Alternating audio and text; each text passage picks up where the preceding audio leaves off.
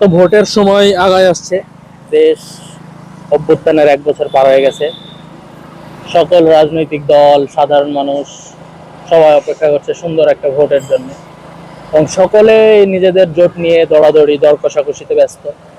সেক্ষেত্রে ইসলামী দলগুলোর কি আসলে একটা আলাদা জোট হওয়ার সম্ভাবনা আছে কিনা, মানে জোট হতে পারে? হতে পারে না, হওয়া উচিত। হওয়া উচিত। সকল ইসলামিক দলগুলোর আলাদা জোট, সেগুলার যে দল আছে, ধর্মীয় দলের বাইরে যে দল আছে, ওরা আলাদা জোট হবে, ইসলামিক গুলা আলাদা জোট হবে, এরকম হওয়ার সম্ভাবনা আছে সম্ভবত, মনে হচ্ছে যে হতে পারে। আর যদি ইসলামিক রাজনৈতিক দলগুলাই জোট করতে ব্যর্থ হয়, সেক্ষেত্রে মানুষ যদি তাদের ভোট না দেয়, এই দায় কার? সাধারণ জনগণ যদি তাদের ভোট না দেয়, এই দায় পুরাপুরি জনগণের না, কারণ ওই ইসলামী দলের মূল যারা ব্যক্তি, তারাই যদি ঐক্যর কথা বলি, যদি ইসলামী দলগুলোকে ঐক্যবদ্ধভাবে এক টেবিলে না বসাতে পারে, সেই ক্ষেত্রে এই সাধারণ জনগণের মধ্যে বিভিন্ন প্রশ্ন জাগবে। সেটা হচ্ছে নেতারাই একত্রিত না, যে তারাই একত্রিত না, আর দেশ সব লাগা অন্য জায়গায় ভোট।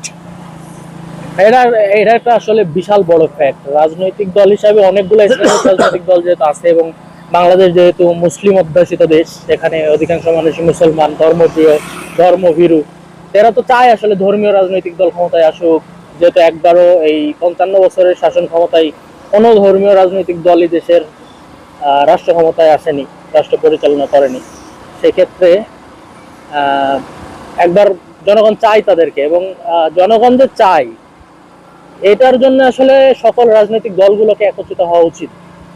ইসলামিক রাজনৈতিক দলগুলোকে সকলের ইসলামিক রাজনৈতিক দলগুলোর ভোটের বাক্স একটা হওয়া উচিত, যেন দেশের সাধারণ মানুষ যারা ধর্মপ্রিয়, তারা ধর্মীয় কোনো একটা জোটকে ভোট দিতে পারে।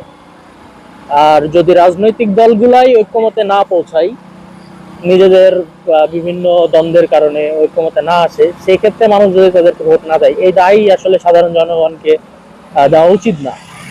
কারণ ধর্মীয় নেতারাই যদি নিজেদেরকে এক প্ল্যাটফর্মে নিতে না পারে, সাধারণ মানুষ কি করবে? সাধারণ মানুষ তো এমনি বিভক্ত হয়ে থাকে, কে আহলে হাদিসে যাবে, কে হানাফিতে যাবে, হানাফির ভেতরে 10টা মতানৈক্য, আবার সুফিবাদের ভেতরে 5টা মতানৈক্য।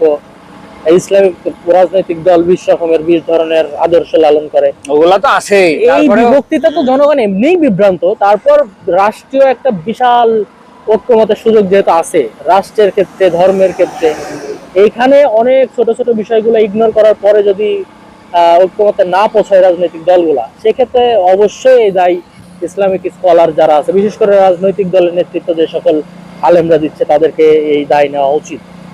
কারণ মানুষ তাদের ভোট দিতে চাই, কিন্তু তারা আসলে ঠিকভাবে ভোটগুলা কালেক্ট করতে পারে না, যদিও তাদের কালেক্ট করা উচিত। আর এই ভোটগুলা কালেক্ট করতে হলে অবশ্যই তাদের ঐক্যমতে পৌঁছাতে হবে, সবাইকে জোট করতে হবে। ইসলামিক রাজনৈতিক দলগুলা একসাথে জোট করলেই হবে, অনেক জোট আছে ইসলামিক রাজনৈতিক দল।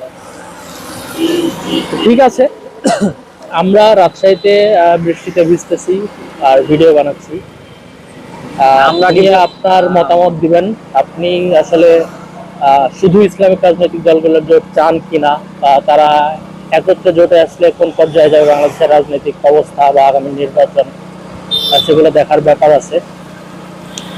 আপনাদের মূল্যবান মতামত দিবেন, আমরা আমাদের ভিডিও কন্টিনিউ করতে থাকবো ইনশাআল্লাহ। ধন্যবাদ সবাইকে, আল্লাহ হাফেজ।